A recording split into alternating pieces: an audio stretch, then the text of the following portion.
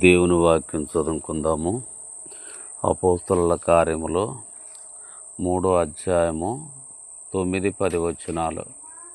వాడు నడుచుచు దేవుణ్ణి స్తుతించుట ప్రజలందరూ చూసి శృంగారమును దేవాలయపు ద్వారమునొద్ద భిక్షము కొరకు కూర్చుండేవాడు వీడే అని గుర్తిరిగి వానికి జరిగిన దాన్ని చూసి విస్మయముతో నిండి పరవాసులైరి. చాలు. కాబట్టి పేతురు, యోహాను ద్వారా చేసినటువంటి అద్భుతము. ఈ లోకములో యేసు ప్రభువారు పరలోకమునకు వెళ్ళిపోతూ వచ్చాడు. తన 12 మంది శిశువులకి పరిచర్య అప్పగిస్తూ వచ్చాడు. పేతురు, యోహాను శృంగారమును దేవాలయం దగ్గరికి ప్రతిరోజు 3 గంటలకు ప్రార్థనకి వచ్చే అలవాటు వాడుక వరకుంటూ వచ్చింది. కాబట్టి శృంగారమును దేవాలయం దగ్గరికి ప్రార్థన చేయటానికి వస్తారు. అనేకుల రక్షణ కొరకు, అనేకుల పాప క్షమాపణ కొరకు, అనేకుల్ని దేవుడు పరలోక రాజ్యంకు సిద్ధపరచుట కొరకు నువ్వు మాకు సహాయం చేయి ప్రభు అని అడగటానికి వస్తారు.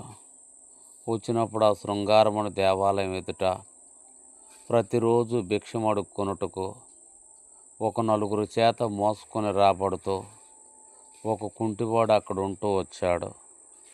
పేతురు, యోహాను దేవాలయంలోకి వెళ్తుండగా పేతురుని, యోహాన్ని, ప్రవక్తలారా, అయ్యలారా, మీ దగ్గర ఏమన్నా ఉంటే నాకు భిక్షమేయండి అని అడుగుతూ వచ్చాడు. ఎప్పుడైతే ఆయన అడుగుతూ వచ్చాడో పేతురు, యోహాను వారికేసి తేరి చూస్తూ వచ్చాడు. ఆ భిక్షకుడు ఇంకేమన్నా ఎక్కువ ఇస్తారేమని పేతురు, యోహానులకేసి తేరి చూస్తూ వచ్చాడు.